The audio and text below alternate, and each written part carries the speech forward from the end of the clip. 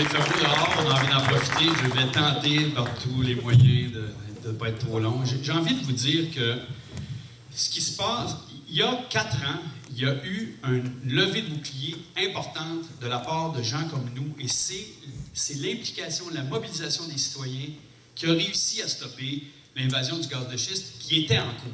Ils étaient à 3 soirées d'information publique prêts de procéder, et il y a eu une levée de bouclier.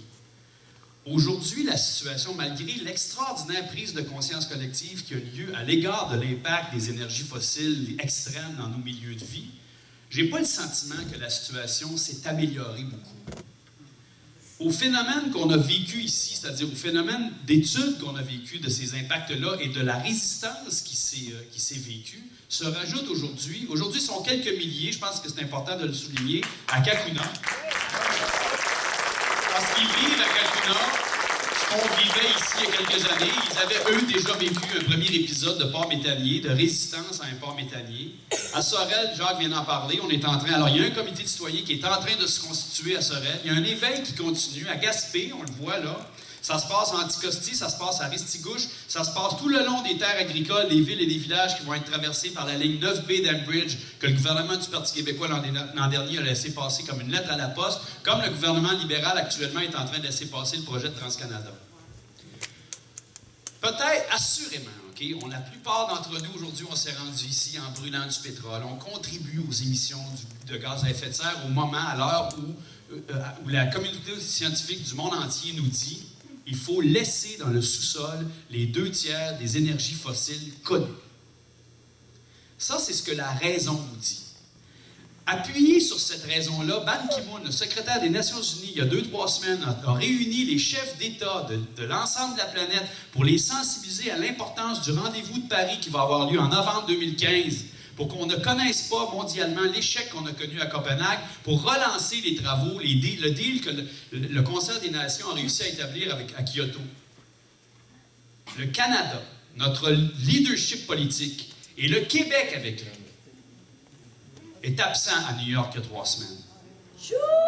Quand les règles ne font pas l'affaire des compagnies, quand les lois ne font pas l'affaire des compagnies, quand les règlements, quand les protocoles, quand les traités internationaux ne font pas l'affaire du lobby du pétrole et du gaz, on change les règles, on change les lois et on se sort des traités.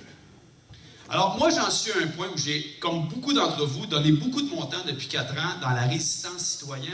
Et je suis désolé d'admettre aujourd'hui que c'est très difficile de faire confiance à la classe politique, comme c'est très difficile de faire confiance à la classe industrielle. On le sait, les travaux du BAP, okay, au premier jour de la commission du BAP, je suis personnellement allé rencontrer avec Serge Fortier et d'autres le ministre de l'Environnement de l'époque, Arcan, pour lui dire « Les dés sont pipés, on les connaît, les conclusions de votre rapport, et c'est innommable de dépenser 5, 6, 7 millions de fonds publics pour servir l'industrie, pour donner à l'industrie les études et les outils pour faire en sorte qu'on puisse établir la pertinence de l'exploitation du gaz de schiste au Québec. » On a un choix de société important à faire. Les Allemands ont eu un débat important, la première économie d'Europe, le printemps dernier, alors que les Russes, à cause de ce qui se passe en Ukraine, menacent de couper leur arrivée de gaz naturel. Il y a un débat en Allemagne et l'Allemagne, qui vient décider au lendemain de Fukushima de tourner d'eau nucléaire, a décidé de ne pas s'aventurer dans la fracturation hydraulique. En France, on continue de résister. Il y a des pays actuellement parmi les plus progressistes. N'oublions pas que le Québec a fondé sa modernité énergétique sur 2 valeurs qui m'apparaissent aujourd'hui fondamentales de porter.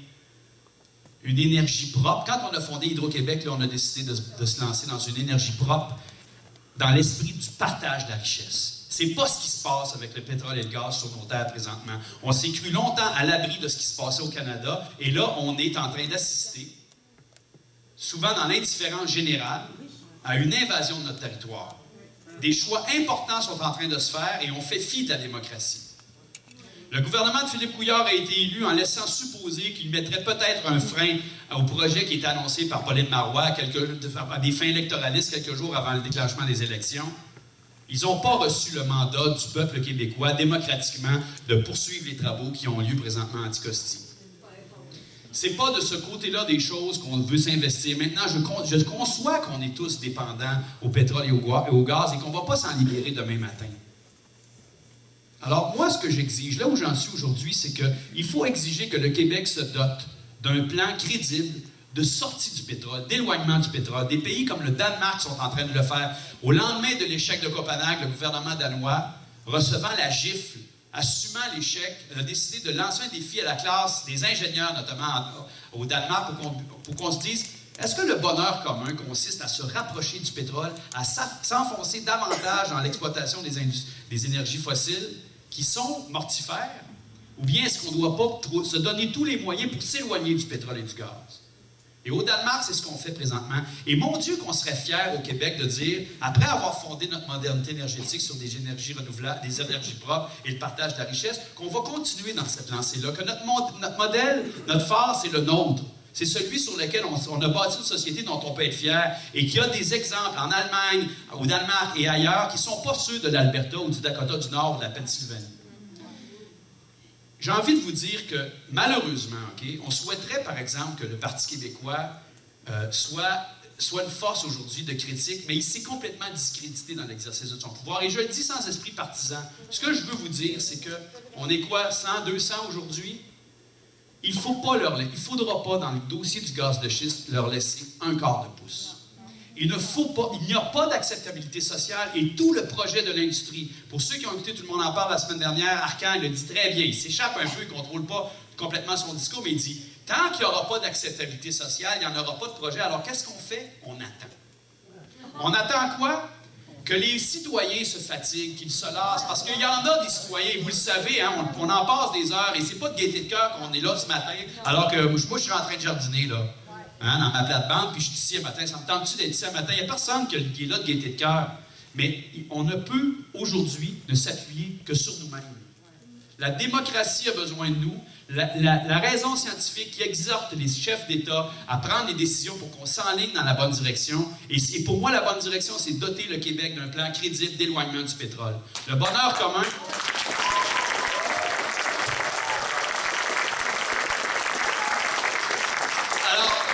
J'ai envie de vous dire, Jacques le soulignait très bien, on sent très bien que l'industrie, tranquillement, on a su que 2 maires avaient été invités par l'Association des fournisseurs en produits pétroliers et gaz à des visites en Alberta pour leur montrer à quel point c'est bien fait. On le sait en Anticosti que la population est otage d'une espèce du discours de la pensée magique qui fait qu'on va créer des jobs et qu'on va pouvoir rendre viable l'économie anticostienne.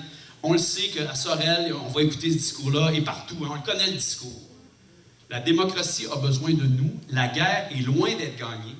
Il ne faut pas être cynique. Il ne faut pas s'épuiser en multiples mobilisations, mais c'est important, je pense, de transmettre l'information parce qu'un des pires ennemis qu'on a, c'est l'ignorance, c'est l'indifférence, c'est la résignation des gens. Et c'est en s'appuyant sur ce que nous, on peut faire comme citoyens. Et on a réussi. On l'a réussi. On a stoppé l'industrie du gaz de schiste il y a 2 ans. Et il faut continuer à réussir. Merci.